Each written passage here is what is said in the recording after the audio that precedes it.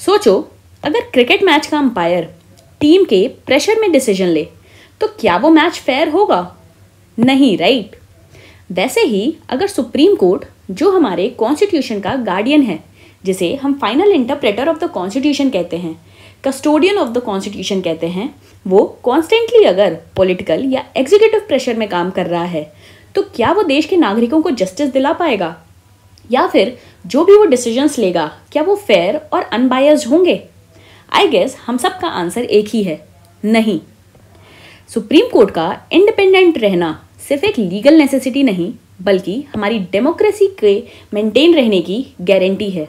ये वही इंस्टीट्यूशन है जो प्राइम मिनिस्टर को भी अनकॉन्स्टिट्यूशनल घोषित कर सकता है और पार्लियामेंट के लॉज को नल एंड वॉइड।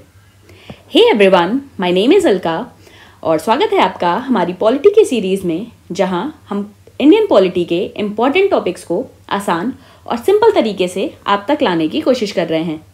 ये ऐसे टॉपिक्स हैं जो ऑलमोस्ट हर एग्जाम में बहुत इंपॉर्टेंट हैं।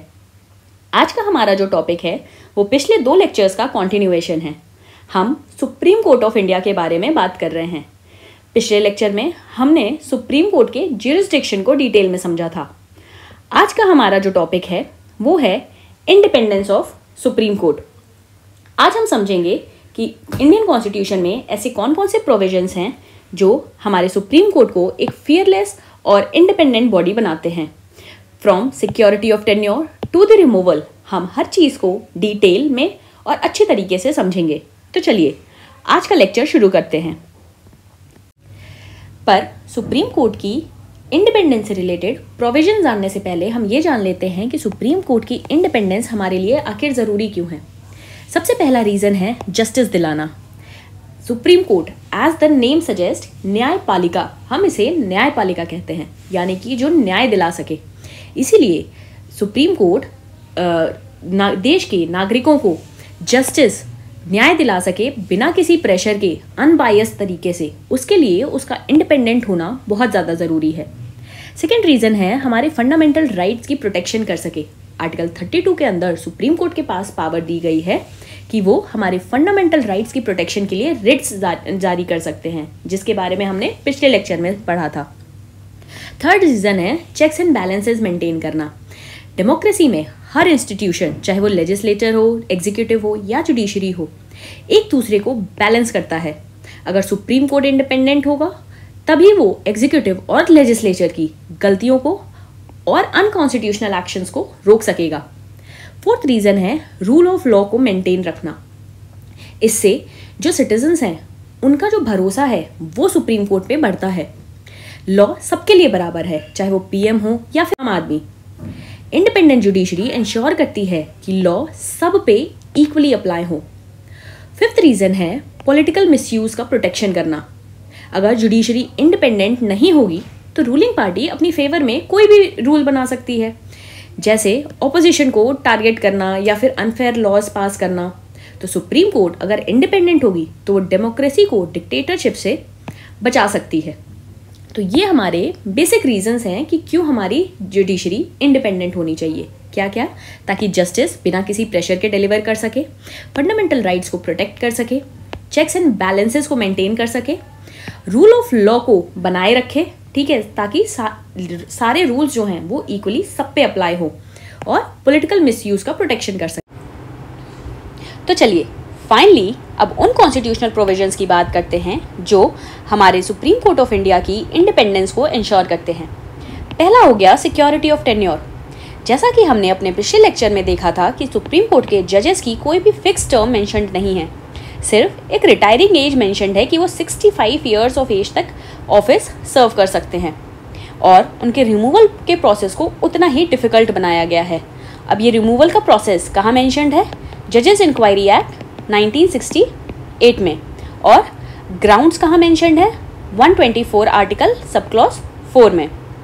सेकेंड आ जाता है fix salaries and service conditions, यानी कि जो हमारे जजेस हैं उनकी सैलरीज और अलाउंसेस कॉन्स्टिट्यूशन द्वारा फिक्स्ड हैं, ना कि पार्लियामेंट द्वारा। अगर किसी टेन्योर में एक सैलरी फिक्स कर दी गई जजेस की तो उस टेन्योर में पार्लियामेंट उनकी सैलरीज को डिक्रीज नहीं कर सकती। और ये कहाँ पे पेमेंट होती है? ये होती है कंसोलिडेटेड फंड ऑफ इंडिया के थ्रू। ठीक है। थर्ड हो गया रिमूवल प्रोसीजर। जैसा कि हमने पिछले लेक्चर में देखा कि उनका रिमूवल प्रोसेस जो है वो 5 स्टेप्स में होता है। जल्दी से रिवाइज करते हैं कि वो 5 स्टेप्स कौन कौन से हैं। पहला है initiation of the process. Initiation कहाँ पे? किसी भी हाउस में, लोकसभा या राज्यसभा। लोकसभा के लिए 100 में MPs चाहिए, राज्यसभा के लिए 50 MPs चाहिए। इनिशिएशन हो गया, उसके बाद ये जाता है स्पीकर के पास। स्पीकर क्या करता है? 3 मेंबर की कमिटी अपॉइंट करता है। तीनों मेंबर्स कौन होंगे? जजेस होंगे, एक सुप्रीम कोर्ट का जज, एक chief justice of high court और एक एमिनेंट ज्यूरिस्ट। अब ये 3 मेंबर की कमिटी क्या करती है? इंक्वायर करती है, रिपोर्ट तैयार करती है। फिर ये क्या करती है? रिपोर्ट को पार्लियामेंट में देती है। फिर उसके बाद पार्लियामेंट जब इस इंक्वायरी को डिस्कस करता है, उसके बाद पार्लियामेंट में ये स्पेशल मेजॉरिटी के थ्रू दोनों हाउसेस से पास होना ज़रूरी है। लोकसभा और राज्यसभा दोनों में ही स्पेशल मेजॉरिटी से ये रिपोर्ट पास होगी। उसके बाद जाएगी प्रेसिडेंट के पास। फाइनली जब प्रेसिडेंट अगर उस रिपोर्ट पे एसेंट दे देते हैं तो वो जज रिमूव हो जाता है, वरना नहीं होगा। तो और ये प्रोसेस को इतना डिफिकल्ट किस लिए बनाया गया है? ताकि हमारे जजेस की जो इंडिपेंडेंस है वो अनबायस तरीके से काम कर सकें। उसके लिए ये प्रोसेस इतना डिफिकल्ट बनाया गया है। ठीक है, यानी कि क्या दिया हुआ है? रिमूवल प्रोसेस डिफिकल्ट होता है और पॉलिटिकल प्रूफ होता है। जजेस को सिर्फ मिसबिहेवियर और इनकैपेसिटी के ग्राउंड्स पे ही रिमूव किया जा सकता है। और ये ग्राउंड कहाँ दिया हुआ है? आर्टिकल 124 सब क्लॉज 4 में। और प्रोसेस कहाँ दिया हुआ है? जजेस इंक्वायरी एक्ट में। फोर्थ है नो प्रैक्टिस आफ्टर रिटायरमेंट। जैसा कि सुप्रीम कोर्ट के जो जजेस होते हैं वो रिटायरमेंट के बाद प्रैक्टिस नहीं कर सकते, लेकिन सिर्फ एक कंडीशन है, जब CJI जो रिटायर्ड जजेस हैं उनको भी बुला सकते हैं प्रैक्टिस करने के लिए। कब? जब काम ज़्यादा हो जाए या फिर कोई कंडीशन ऐसी आ जाए। ठीक है, तो CJI के पास ये हक होता है कि वो रिटायर्ड जजेस को बुला के काम करवा सकते हैं। ठीक है, और CJI अकेले नहीं करते, वो प्रायर कंसल्टेशन लेते हैं किसकी? प्रेसिडेंट की। ठीक है, फिर आ जाता है 5th पॉइंट कि फ्रीडम टू डिसाइड केसेस। जो जजेस हैं सुप्रीम कोर्ट के, उनके पास ये अथॉरिटी होती है कि वो बिना किसी के इन्फ्लुएंस के अपने केसेस डिसाइड करते हैं। उसमें किसी का भी इन्फ्लुएंस नहीं होता, ना किसी पॉलिटिकल पार्टी का, ना गवर्नमेंट का, किसी का भी नहीं। ठीक है, जुडिशरी फ्री है लॉज को इंटरप्रेट करने के लिए और कॉन्स्टिट्यूशन को इंटरप्रेट करने के लिए। नेक्स्ट पॉइंट है separation of judiciary from executive, यानी कि जुडिशरी की इंडिपेंडेंस को और भी इंश्योर करने के लिए कॉन्स्टिट्यूशन ने जुडिशरी को एग्जीक्यूटिव से अलग रखा है। और ये कहाँ दिया हुआ है? ये एक्सप्लिसिटली मेंशन्ड है आर्टिकल 50 में। आर्टिकल 50 किसके अंदर आता है? Directive principles of state policy. ये आर्टिकल हम एक बार और पढ़ेंगे जब हम directive principles of state policy का चैप्टर पढ़ेंगे। अभी के लिए याद रखना है कि separation of judiciary from executive article 50 के अंदर इंडिपेंडेंस ऑफ जुडिशरी को इंश्योर करता है। नेक्स्ट है power to punish for the contempt.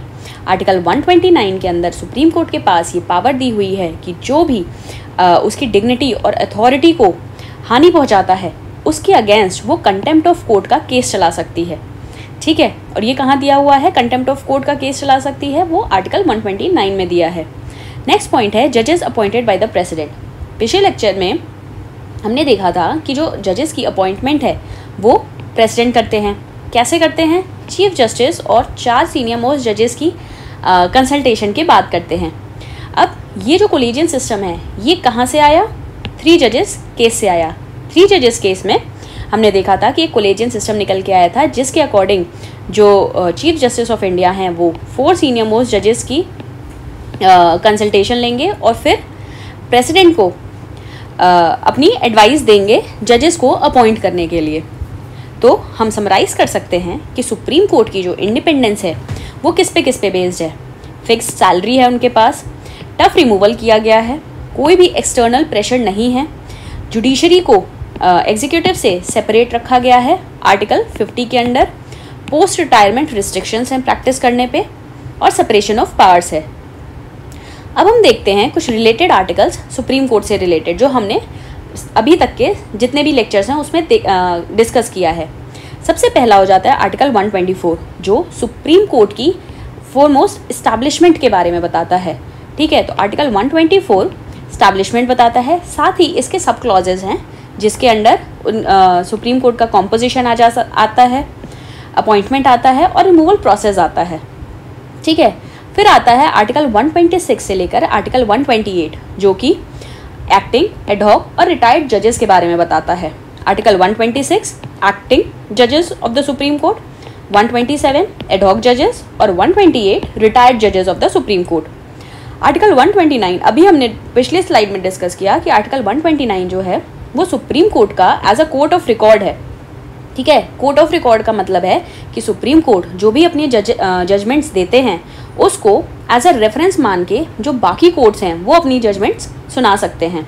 ठीक है, फिर आर्टिकल 130 बताता है seat of the supreme court. Seat of the supreme court हमने देखा था न्यू दिल्ली में है और भी अन्य जगह हो सकती है, लेकिन उसको डिसाइड कौन करता है? प्रेसिडेंट डिसाइड करते हैं after the consultation of CJI। फिर हमने देखा आर्टिकल 131 से 134 जो कि ज्यूरिसडिक्शन ऑफ सुप्रीम कोर्ट बताता है। आर्टिकल 131 ओरिजिनल ज्यूरिसडिक्शन बताता है। 132 से 134 जो है वो हमारी एपेलेट ज्यूरिसडिक्शन के बारे में बताता है। ठीक है, 131 ओरिजिनल ज्यूरिसडिक्शन, 132 से 134 जो है वो एपेलेट ज्यूरिसडिक्शन। फिर उसके बाद आता है 136। 136 के अंडर हम देखते हैं स्पेशल लीव पिटिशन, जिसके under supreme court direct appeal के थ्रू केसेस डील करते हैं, लेकिन उसमें हाई कोर्ट का जो सर्टिफिकेट है वो रिक्वायर्ड नहीं होता है, जबकि एपेलेट ज्यूरिसडिक्शन में हमने देखा था कि हाई कोर्ट का सर्टिफिकेशन लगता है अपील में।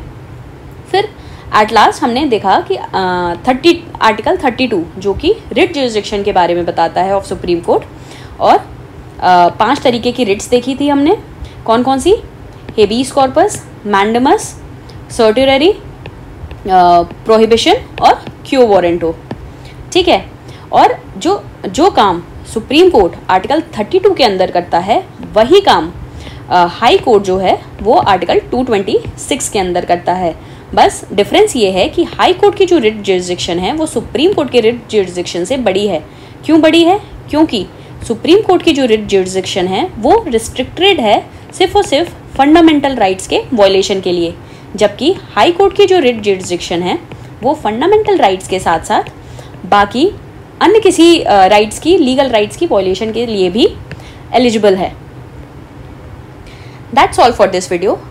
अब हमने सुप्रीम कोर्ट से रिलेटेड सारी चीज़ें डिस्कस कर ली हैं। मिलते हैं नेक्स्ट वीडियो में